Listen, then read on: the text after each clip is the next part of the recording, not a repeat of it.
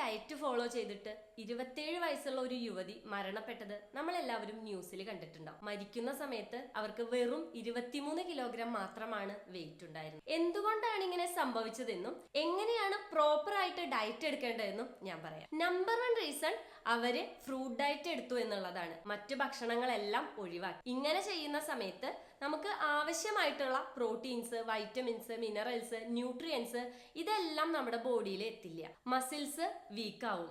അതുപോലെ തന്നെ organs failure ആവാനുള്ള റീസണും ഉണ്ട്. നമ്പർ 2, ബോഡി തരുന്ന സിഗ്നൽസ് ഇഗ്നോർ ചെയ്തു. ഇങ്ങനെ ഡയറ്റ് എടുക്കുന്ന സമയത്ത് ഓരോ സ്റ്റേജിലും എന്തെങ്കിലും വീക്ക്നെസ്, തളർച്ച, ക്ഷീണം, മുടി കൊഴിച്ചില്, സ്കിന്ന് ചുക്കി ചുളിയ ഇതുപോലുള്ള സിഗ്നൽസ് നമ്മുടെ ബോഡി പുറത്തേക്ക് തരും. നമ്മുടെ നാട്ടിൽ തന്നെ ഒരുപാട് ആളുകളുണ്ട് ഫ്രൂട്ട് ഡയറ്റ് എടുക്കുന്നവര്, ഓട്സ് മാത്രം കഴിച്ചുകൊണ്ട് വെയിറ്റ് ലോസ് ചെയ്യുന്നവര്.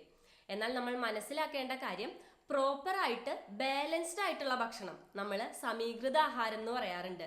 എല്ലാ തരത്തിലുള്ള ഭക്ഷണങ്ങളും കഴിച്ചുകൊണ്ട് വേണം വെയിറ്റ് ലോസ് എടുക്കാനായിട്ട്. അതല്ലെങ്കിൽ ഏതെങ്കിലും ലൈഫ് സ്റ്റൈൽ ഡിസീസിന് നമ്മൾ ഡയറ്റ് എടുക്കേണ്ടതായിട്ടുള്ളത്.